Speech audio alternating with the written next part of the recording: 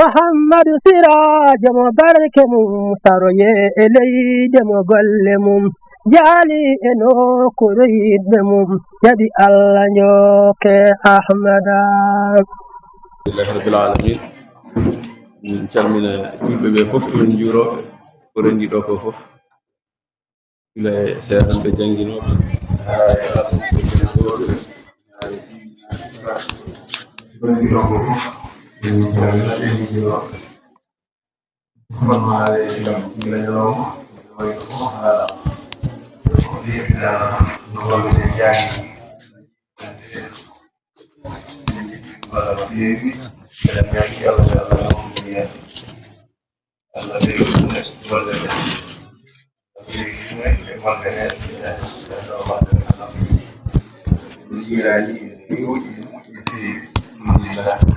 yo Allah nawa ɗum yeeso heddi tan nde wonno waɗira ko ɓeydade hirjinde ɗum moƴƴi ko ɗum waɗira ko kadi feeña e men yiye e men enenne ɓeydade fellidde jannginde nde e janngude nde e jannginde nde jannginde aɗan o ko seeranɓe ɓe jannginoɓe kamɓe jahɓe ɓeydo fellidde e janngingol he alɓe ɓeydo fellidde e jangde he janginanteɓe ɓeydo fellidde sabu hande eɗen ŋakkira ɗum no feewi ko gonga eɗen taaɓi taabal moƴƴal e jangde he kono eɗen keddora taaɓe kewɗe ɗe poɗɗen taɓade he kanje fof noon mbawirten taɓade ɗe tan ko hono ni keɓɗen ko jaggene ɗum ha tiiɗa ko en keɓani ko kadi jahanen ɗum kono so en jaggondiri tan en pelliti eɗen mbawi yettoyade toon inchallahu taala en beltima no feewi ɗon no hiiri yimɓe ɓe ɓooyi joɗade ɓooyi fadde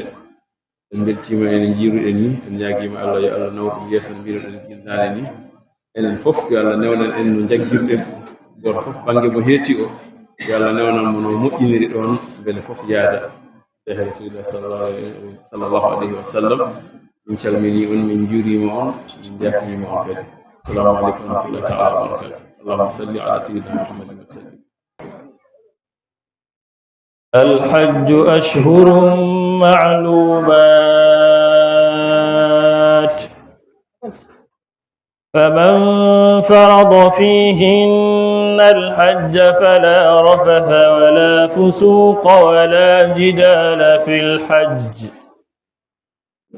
وما تفعلوا من خير يعلمه الله وتزودوا فإن خير الزاد التقوى واتقون يا أولي الألباب ليس عليكم جناح أن تبتغوا فضلا من ربكم فإذا أفضتم من عرفات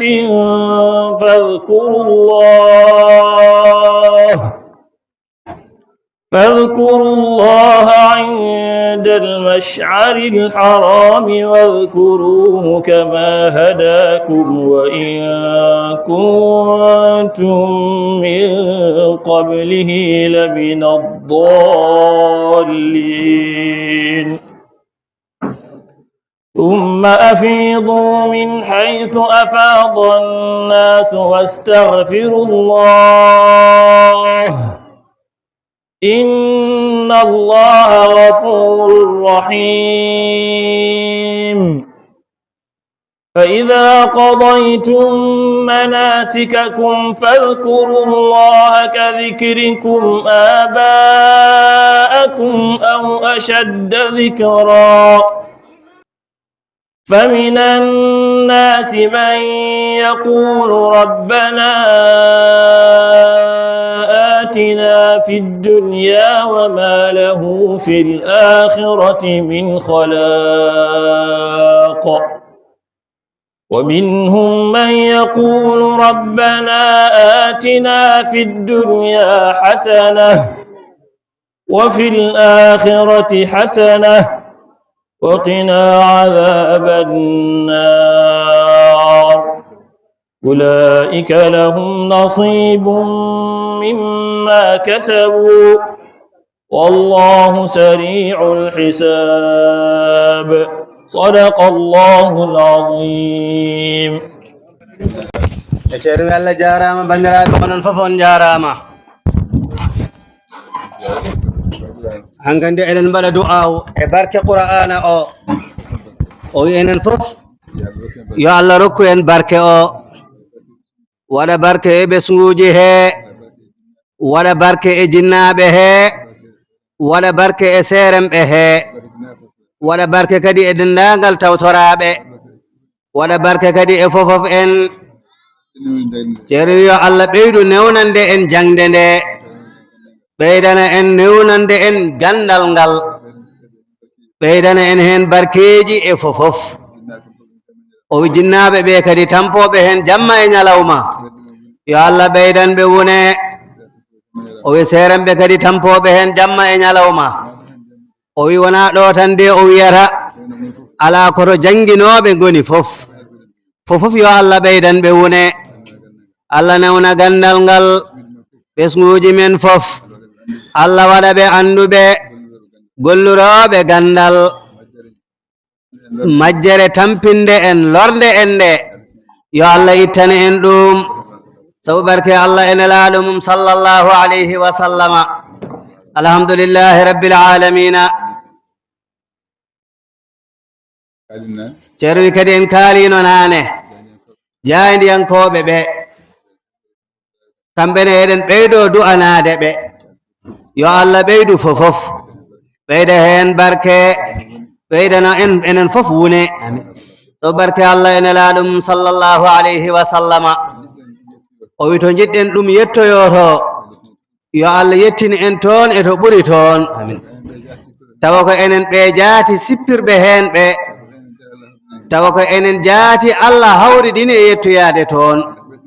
Allah ɓeyda ɗum kadi ha yeeso, juurna ɗum kadi ha juura, wonana foore pour rendo men e rendoji garoyoji sabu barke Allah e nelaɗo mum sallallahu alayhi wa sallama. Allah jarama, on jarama. Goto fo yo anni yo hajuji muɗum. Fatiha e salatul fatih.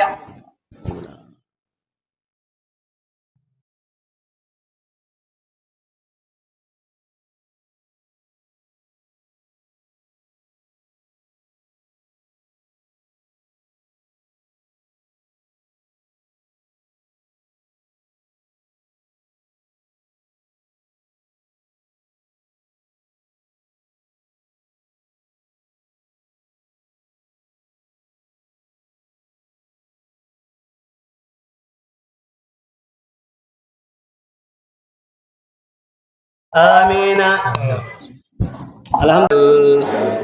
Bedewen yamirore jaben wajuji celen kowana ibulul si adumbi besunga korosanguma chumara besungu jito der jengol. Bedewen yamirore jaben wajuji celen kowana ibulul gedidi dubi biya mayamir biya jangude juula e rewde bolol. Julɓe ɗewen yamirore jaɓen wajuji celen ko wana e bolol. Ñande timmini sappo curaɗiɗo kala yoɓe cerata lelde sahaɗoyngol. Ɓe ɗewen yamirore jaɓen wajuji celen ko e bolol. Kala ɓoppuɗo julde piyaɗiɗo kala haɗa pankare surɓe sahafijigol. Julɓe ɗewen yamirore jaɓen wajuji celen ko wana e bolol. Umma e baba e mbotu amen haɗa aji e dewgal. Julɓe ɗewen yamirore jaɓen wajuji celen ko wana ibulol zainade bisal damburdu cura hen jillodiral julɓe ndewen yamirore jaɓen wajuji celen ko wana ibulol ma e baba e mbotu amen ɗal haalde kaɗaɗi e jonde kumal julɓe ndewen yamirore jaɓen wajuji celen ko wana e bolol woto dar ha ita e fural ma siftor ittaɓe nde walawol ɓe ndewen yamirore jaɓen wajuji celen ko wana e bolol diɓe ko pelle mo tesekiya focciɓe e sunna e selɓe bolol ɓe ndewen yamirore jaɓen wajuji celen ko wana e bolol soko batu joɗima e jonde kumal a ƴew joƴƴinɗo nde walawol ɓe ndewen yamirore jaɓen wajuji en ko wana e bolol julɓe ndewen yamirore jaɓen wajuji celen ko wana e bolol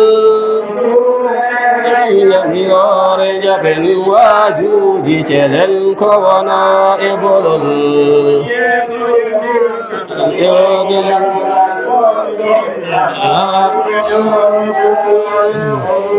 ɓe ndewen yamirore jaɓen wajuji celen ko wana e bolol muhammadu sirajo mo barke mum saroye e leyde mo golle mum jaali e nokkure yiɗɓe mum jaɓi allah njokke ahmada